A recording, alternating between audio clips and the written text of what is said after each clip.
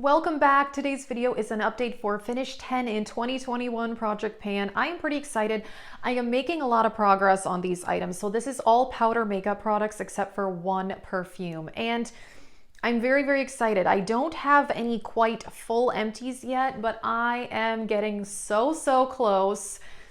I'm very thrilled with the progress I have on this. So if you want to see my other Project Pan videos, check out my Project Pan playlist. I'm doing several other projects, including the Partners in Cream Project Pan, the Deck of Panning Project Pan. And yeah, this is a year-long one where I'm working on a lot of powder makeup products. Slow and steady, but it's going pretty well. I'm very, very excited. Also, I did film this makeup look, part of my Reviving Old Eyeshadow Palette series. So I will link that if you do want to see that. And let's get started.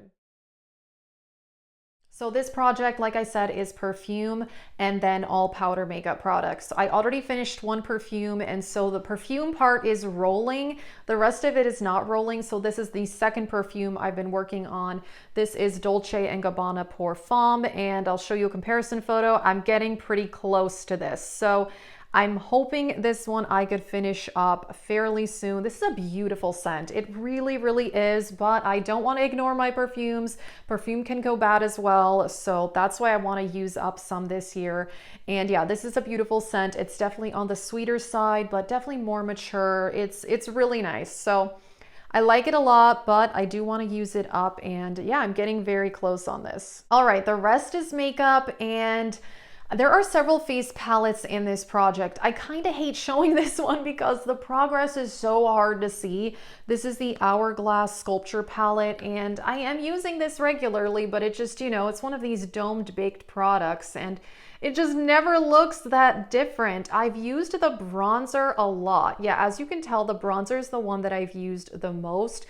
And then also these two finishing powders. I don't use this highlighter a lot.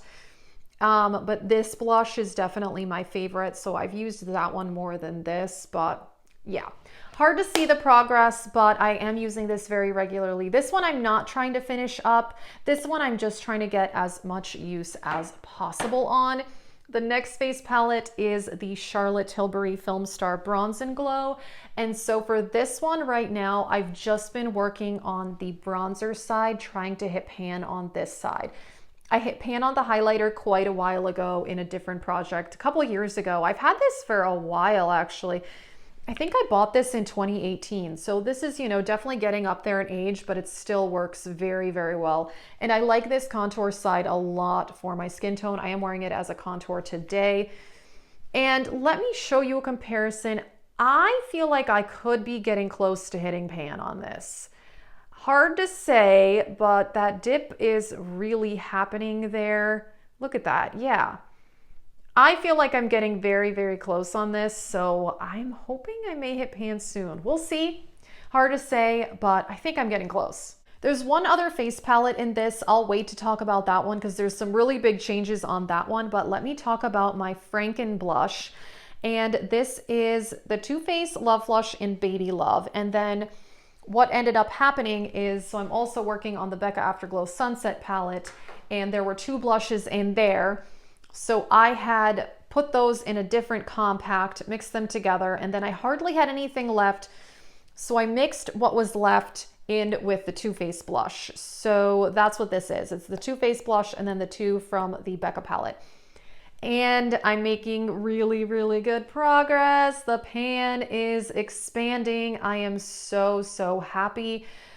I had repressed it a couple months ago, and then at the last update, I hit pan on that one that I repressed, and now the pan is definitely expanding. It's definitely a softer formula after repressing. It does tend to get a bit more powdery. I do have a repressing video if you do want to see that. I'll link it in the description box. And yeah, I am so happy with this. I really like this shade too. It's a really beautiful pinky neutral. The ones in the Becca palette were like intense fuchsia blushes. So mixing them with the more neutral one from Too Faced has been great. I am very happy with my progress on this one, really expanding the pan. I mean, I think it's gonna take several more months to finish this, but I do finally feel like I could actually finish this. I'm also working on this highlighter. This is the Urban Decay Sin Highlighter, and Pretty good progress on this too. Definitely expanding the pan, and I hit the side pan here, as you can see. It's definitely, you know, progress is happening on this one, as you can see from the comparison photo, but I still have a long way to go. There is a lot of product here. I don't know when I'll be repressing this one. Maybe, I don't think I need to yet, but I don't know, maybe in a month or so. We'll see how it goes. But yeah, I like this one a lot. I'm getting a little bit sick of it though, I will say, but a lot of days I mix different highlighters together. So I mix this one often in with another one that I'll be showing you. But yeah, you know, slow and steady progress is happening. This next item, I feel like I am getting really close to finishing. So this is the Catrice highlighter in Champagne Campaign, and I use this as finishing powder. And let me show you what it looked like last time. And this is where I am now. I repressed it. So I'll show you what it looked like before. And then I repressed it about 2 weeks after I filmed the last update. And then pretty shortly after repressing it, I hit pan again because there's not much left. There really is not a lot left in this. This is very, very thin. Like I said, I mean, I think I hit pan within a week of repressing it because that is just how little product there is here. You can tell that is really, really thin. So I am very excited about this. I'm hoping that this will be done fairly soon because yeah, there's just not a ton of product left in here. I love this as finishing powder. And they discontinued this. This is so sad. I don't know why Catrice did that. I checked their website. They've completely changed their highlighters. This was so pretty. It's beautiful, subtle highlighter, but you know, I mean, I can also use the Hourglass powders and then also the Essence Pure Nude highlighter as finishing powder. So, you know, it's fine. I'll have plenty of other things to use. I'm still happy to be using this up, but it is really disappointing that Catrice discontinued this product. I'm working on this bronzer from Colourpop. I really do want to finish this. Slow and steady on this one too. I'm making progress, but you know, it's taking a while. I'm not super heavy-handed with bronzer. And I have expanded the pan from last month, not as much as I would have liked. I also have been working on the Marc Jacobs bronzer in the Deck of Panning Project pan. I only have a usage goal for that one. Sometimes I just use the Marc Jacobs, sometimes just this one. Sometimes I mix them together. So having put that in a project definitely slowed me down on this one, but you know, I'm still getting there. I just think, you know, it's going to take a while because I'm not super heavy-handed with bronzer. You know, I've used this as eyeshadow a couple of times. Maybe I'll start doing that more if it seems like, you know, I'm not going to quite finish it in time. We'll see. You know, there's still time, but I could use this as eyeshadow. I have done that at least a few times. Okay, last up is this face palette, the Becca Afterglow Sunset palette, and the palette is empty, but I haven't 100% finished everything. But yes, the palette is completely empty. So at the last update, the bronzer, I finished that a while ago. I finished that at the beginning of the year. The two blushes, like I said, those were repressed into a different compact for a while.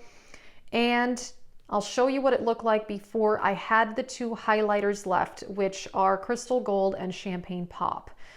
And after filming the last update, I did hit pan on Crystal Gold. So I took another comparison photo after that happened, and Champagne Pop, there wasn't a lot left. It was getting difficult to put on the brush. So what I did was, it was a bit of an ordeal because I was going to repress them together into a different compact.